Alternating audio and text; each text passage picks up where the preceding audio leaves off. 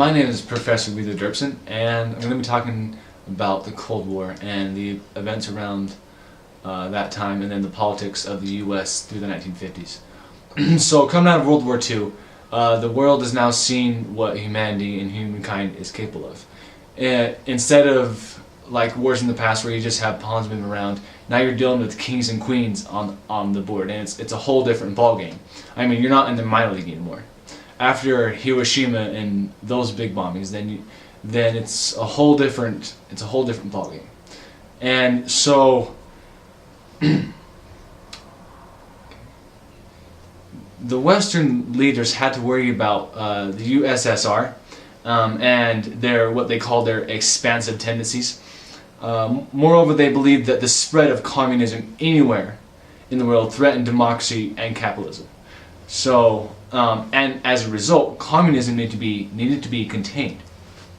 And they believed it needed to be contained by diplomacy, and they were even willing to go with threats and by force to maintain the overall world diplomacy through the world. So you have a lot of communism coming up, and you have the Western countries really threatening that, and even by force to stop communism from rising. And what people didn't know was actually that the Cold War started earlier than the 60s, with our whole deal with Russia in the 60s. And if it wasn't for the restraints of the American government and the United Nations on communism and on nuclear power, then we would have had World War III actually in the 50s, and it would have been mass world destruction. I mean, it would have been Hiroshima times 20. Also, after World War II, you have the 50s was a great time to be in America. It was one of the time periods where there was a great rising in the housing industry, and the suburban nation really rose in that time.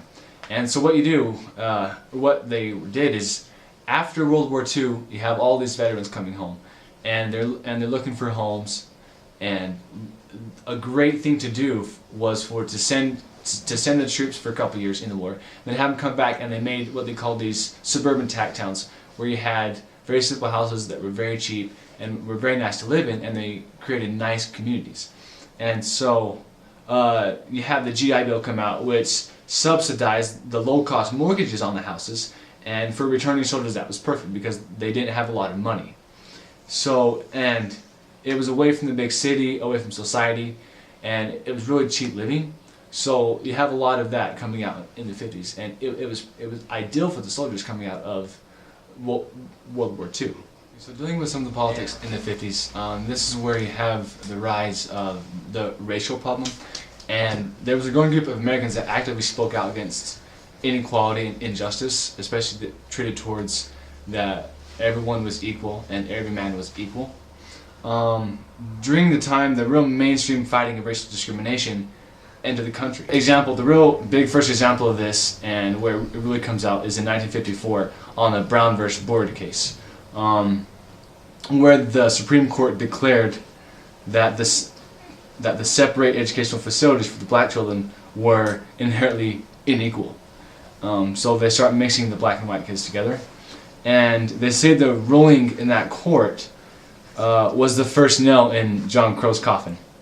And then, of course, in 1955, you have the whole rise up with Rosa Parks, where she doesn't give up her seat on the bus. So this is where racial discrimination really takes a hold and becomes mainstream in the culture of America.